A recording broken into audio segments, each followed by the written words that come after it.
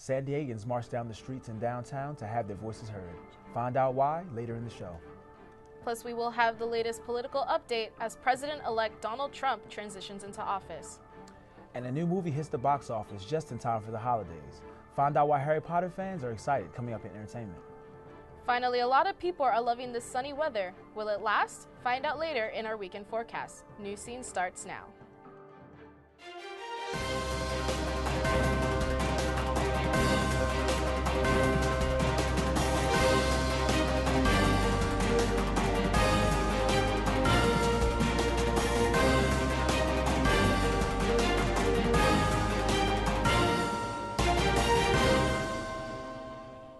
Good evening and welcome to this week's News Scene. I'm Brian Jeffries. And I'm Maria Murcia. Thank you for tuning in. It's been a week since the presidential election and emotions are sky high following the victory of Donald Trump. Immediately following the election, protests began to emerge, many of them here in San Diego. Sandro Juarez has more. Sandro? Thanks. Protests over President-elect Donald Trump's win is still raging coast to coast. Just this week, City College students joined other schools in a massive walkout. They wanted their voices to be heard.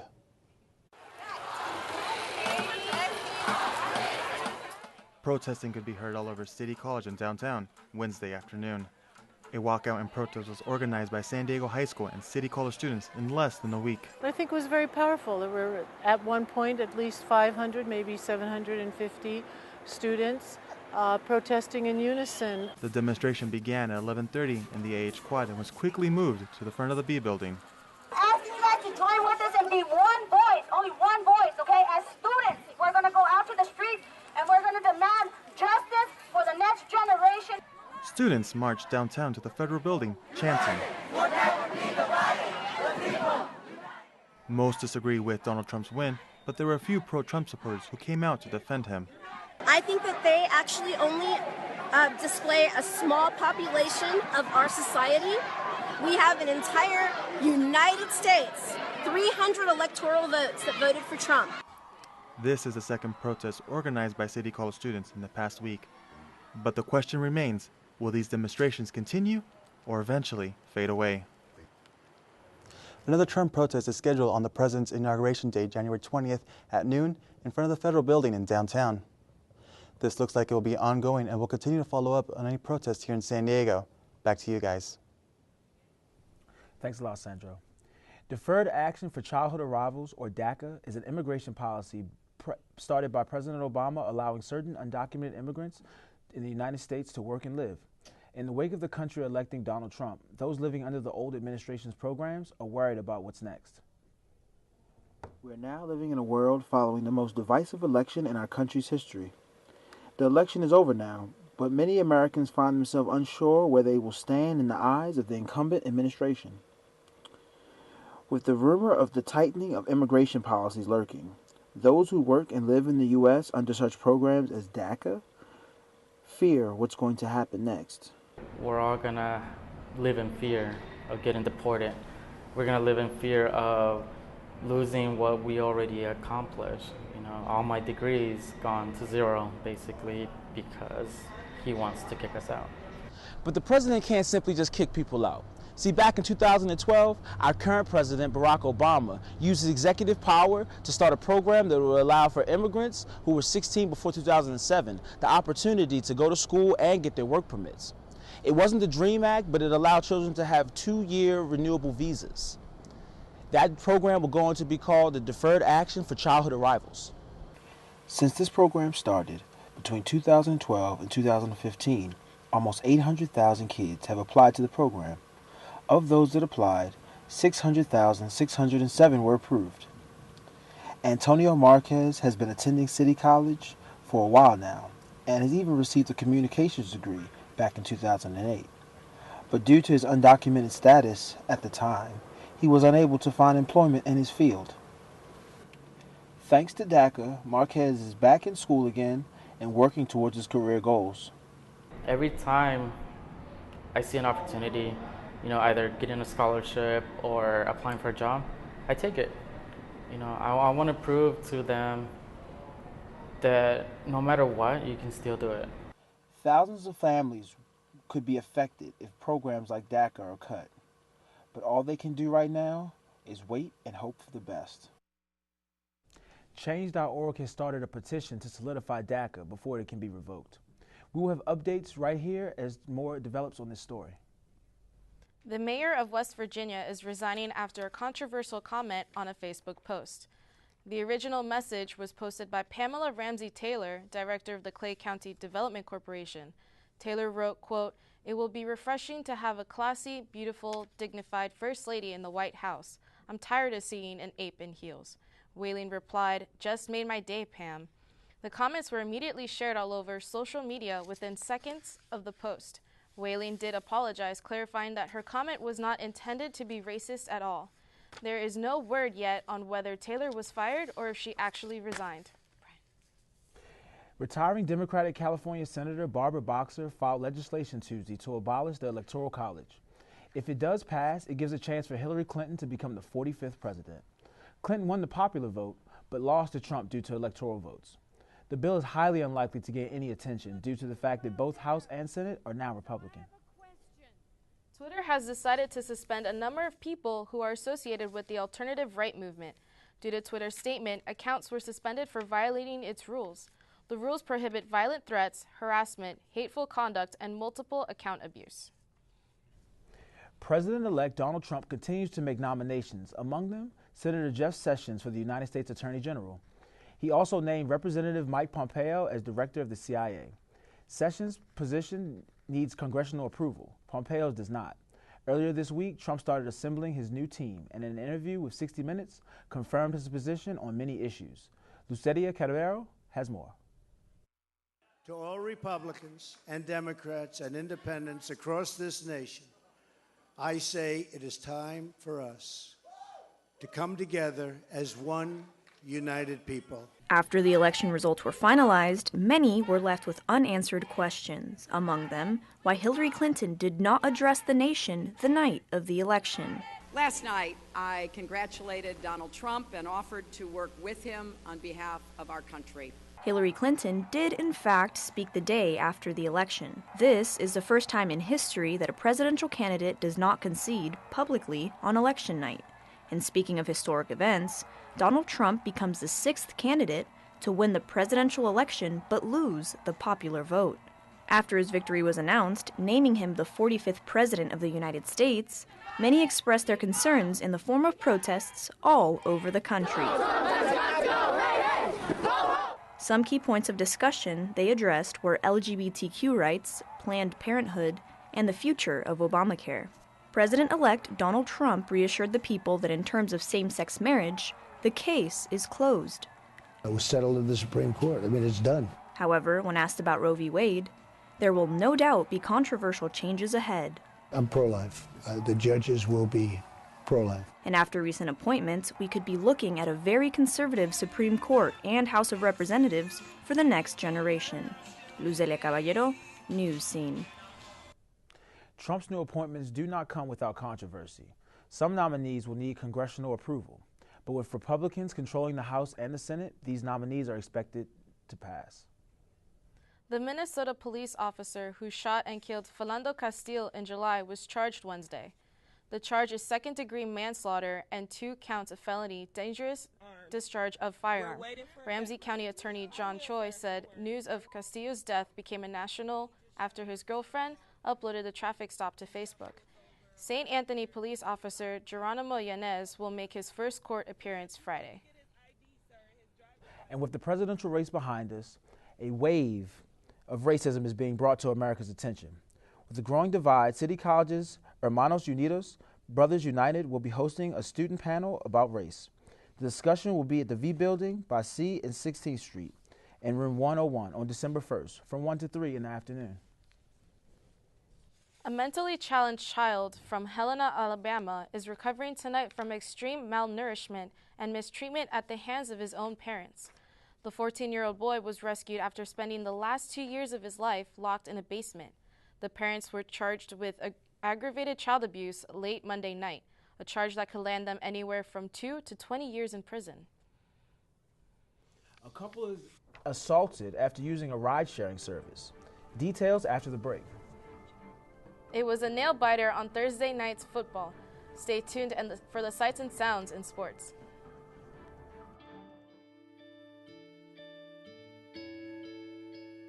Calls me googly eyes.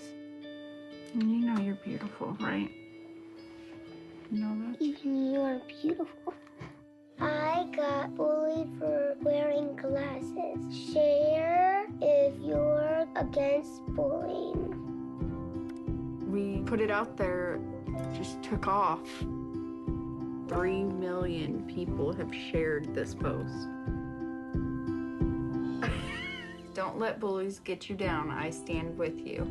Our whole family's wearing glasses. I wear glasses and I'm proud. I even have the army on my team. All the kind comments brought my child joy. I don't feel thank you is enough. Thanks.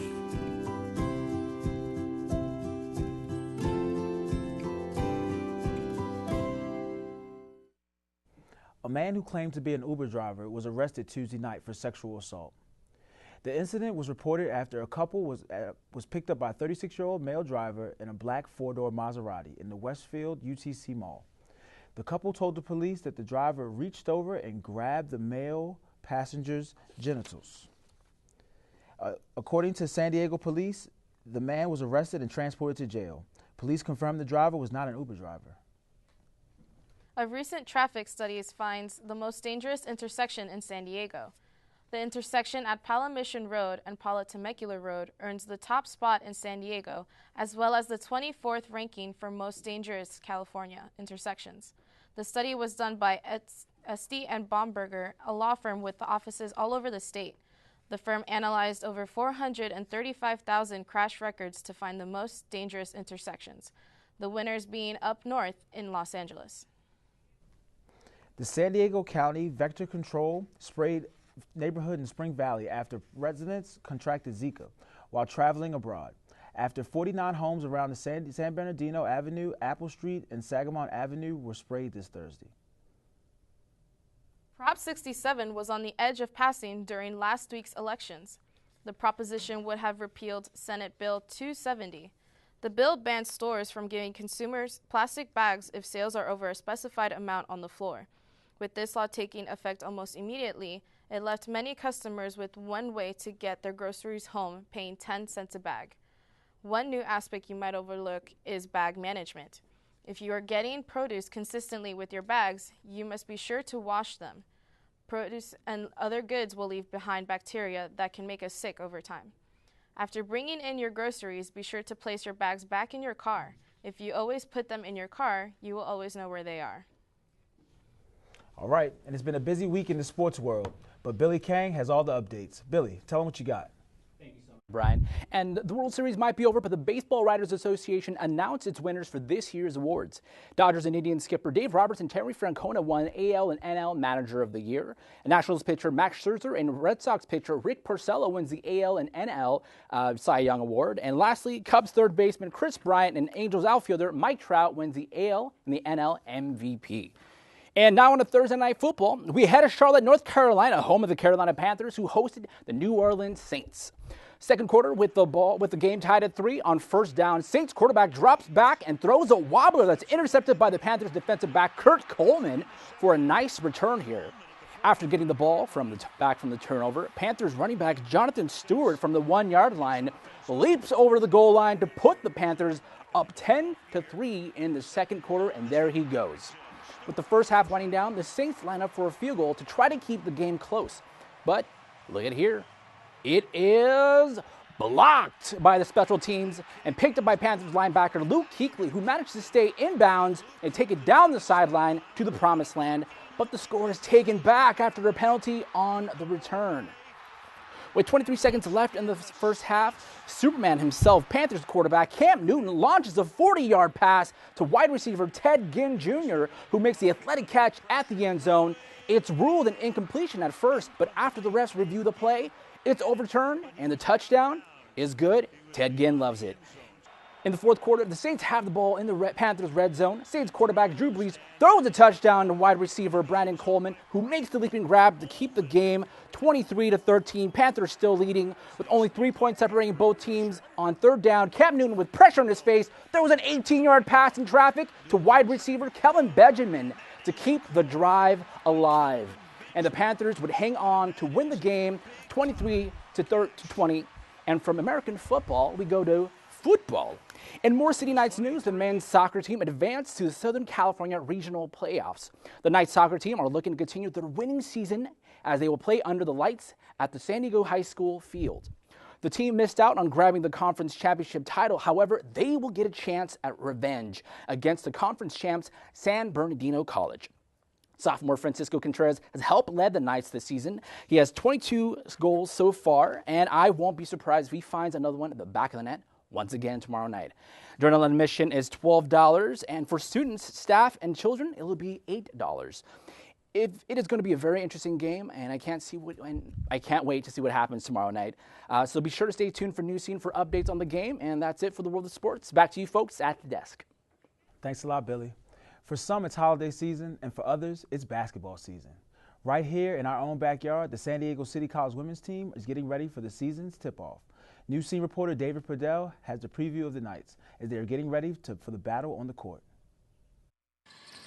When you walk into the gym, you can't tell if it's a practice or a game. Plain and simple, the women's basketball team are focused to be conference contenders this season. We just work hard and hard every day to get where we at. We just try to improve everything, adjust our game. Every little weaknesses we have, we use those to better them, to get them stronger so we could perform better in the game. Henry is one player who stands out this year. Last season, Henry recorded 10 double-doubles. She was a force in the paint. She led the team with the highest field goal percentage with 52%. I feel like we have more experience this year since a lot of sophomores are returners and we're just helping the freshmen get on the same track as us. With 9 sophomores returning, head coach Andrea Aguilar enters in her 4th year with a team that has strong chemistry. And as you could see, the Knights had a little fun last week while competing in Santa Barbara by doing the mannequin challenge. David Purdell, Newscene. If you want to catch the Knights in action, their first home game is this Saturday at 2 p.m. against Citrus College. And next month, they will host a tournament. Be sure to stay tuned to Newscene for the updates on this team. The dance program here at City College gives students a chance to try out dancing for the first time, and for others, it offers a chance to launch a career. David Purdell again caught up with one student who is taking his passion to the next level.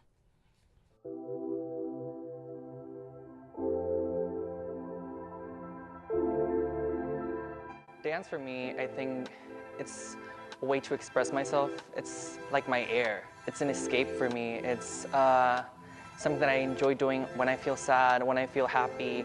The only thing that I think about doing is dance. City College student Fernando Ruiz moved here from Mexico after graduating high school to pursue his #1 goal, being a professional dancer. However, his start on the dance floor actually began on the gym floor when he was competing in gymnastics. When I was 13, the studio called me. They were like, oh, you have nice lines, nice legs and everything. You should try dance. And I started going to dance classes and keep going at it, start competing, and I was like, oh, this is what I want to do. This is what I really enjoy doing. So he left gymnastics behind. However, he did mention a lot of his dance style comes from doing gymnastics as he mixes in contemporary jazz with acro dance, a fusion of emotion and fun into one. Now, as a student, he is one of the lead choreographers for the City Moves dance concert.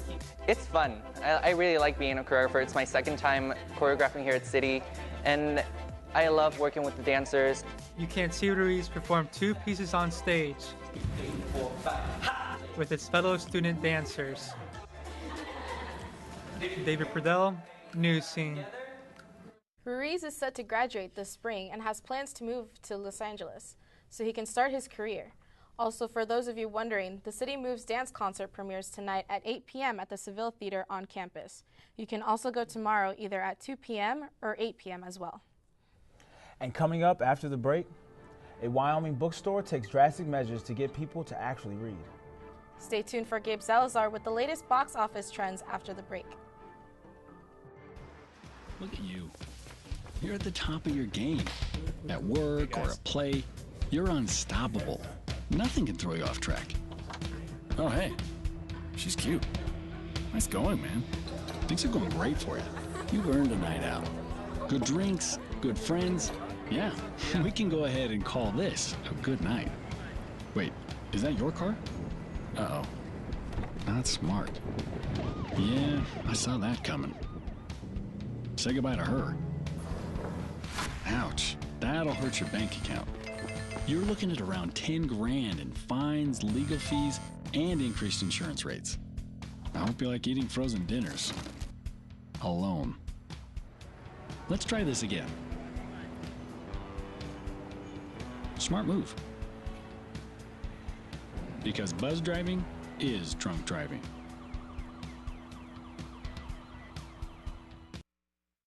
Welcome back. If you're planning on heading to a bookstore in Wyoming, you might want to leave your technology at home.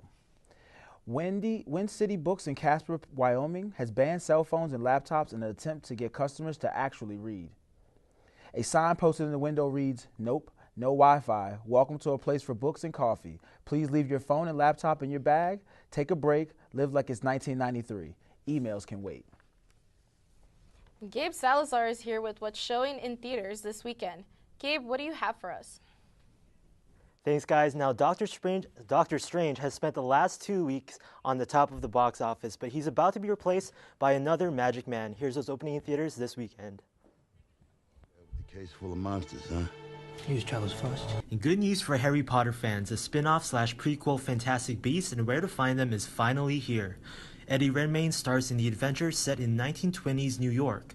Reviews are magically good, so while experts don't expect a Potter-like debut, after all, the film takes place 70 years before Harry, Ron, and Hermione came along. These beats should open with $70 to $80 million or more. You turned into a completely different person. You actually love being part of that exclusive little group. Muggles looking for an alternative have a couple of choices. Though both are opening in fewer theaters, the R-rated coming-of-age comedy drama The Edge of 17, starring Haley Steinfeld, is getting great reviews, and box office watchers predict a debut between $8 and $10 million. If you let me do the fusion, I can guarantee you'll be able to walk again. I need to be able to fight again. This weekend's underdog is Bleed for This, starring Miles Teller as Vinny Pazienza, the boxer who battled back from a crippling car crash to return to the ring. Analysts expect an audience led by older men who remember the Tasmanian Devil from his heyday to deliver a $5 million opening weekend. Once again, as Thanksgiving approaches, we turn to the wizarding world of J.K. Rowling. Now, if you're thinking about watching Fantastic Beasts this weekend, you might want to order your tickets in advance, as the majority of local San Diego theaters are already sold out. And that's all I have for this week's box office. Back to you guys at the desk. Thanks a lot, Gabe. I sure am excited to see some of those movies this weekend. Same. I'm really excited for Fantastic Beasts. And a piece of land here at City College is making a huge difference in student lives. We'll tell you how. Looking for a way to give back to the community this Thanksgiving? Stay tuned for how details on after the break. You know what, guys? There's a lot of tree branches and dry brush over here. We should probably move the bonfire over there.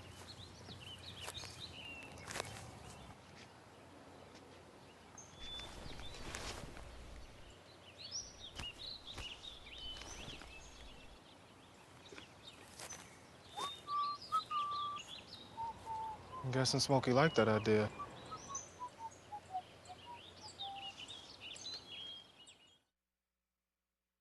San Diego State University is getting high marks for its study abroad program.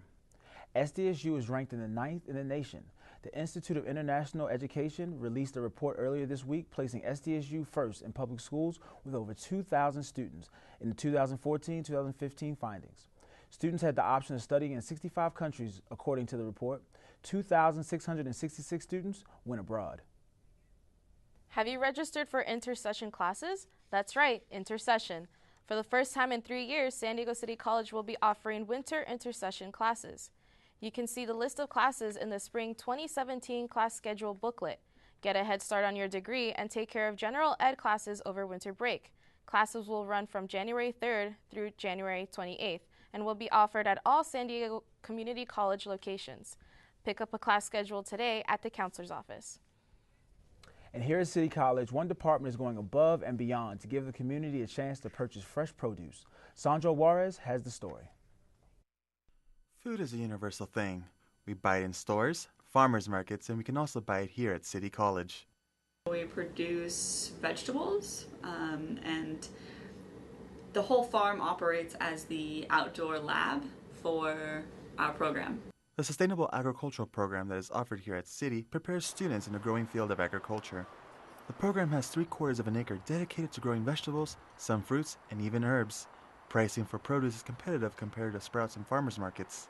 I just got some beets that they went and harvested while I was waiting that you can't get anywhere else unless you run a farm yourself. So it's one of those things that I like to take advantage of. Seeds at City opens its farm sites for consumers to purchase Tuesdays from 11 to 2 between the LRC and Seville Theater. All sales goes directly to funding the program. The only agriculture-focused academic program at a 2-year university in Southern California. Sorry, a 2-year college in Southern California. Students can work for 3 certifications and an Associate of Science, all while gaining hands-on experience here at City. You can find more information on their Facebook page. For Newscene, I'm Sandro Juarez. Thank you. And again, you can purchase produce Tuesday from 11 to 2 between the LRC and Seville Theater. Today, the weather was sunny and 78 degrees as we roll into the weekend. Saturday, the weather will be partly cloudy, but in the 70s still. And then Sunday, the weather will drop to the 60s, and the sun will still be shining. As we move into Monday, we will be seeing some light rain showers, but the sun will still shine. Tuesday, San Diego shall be back sunny and in the 70s once again. Black Friday deals and chaos at the mall isn't the only thing to do this holiday season. With Thanksgiving right around the corner, there are many opportunities to volunteer and places where you can go and get warm meals. Father Joe's Villages will be hosting a 5K walk or run to help pay for 1 million meals for those in need this Thanksgiving. Once you cross the finish line, the whole family can enjoy a post-race festival with music, games, kids' activities, and a beer garden and more. And Third Avenue charitable organization known as TACO is asking for volunteers to help prepare and serve meals Thanksgiving week. For those interested in volunteering or know of anyone who needs a warm meal, feel free to call the number that appears on the screen. Thanks for joining us on this week's News Scene, and remember, there's no class next week. Hope you guys all enjoy your Thanksgiving break and be safe. So, what do you plan?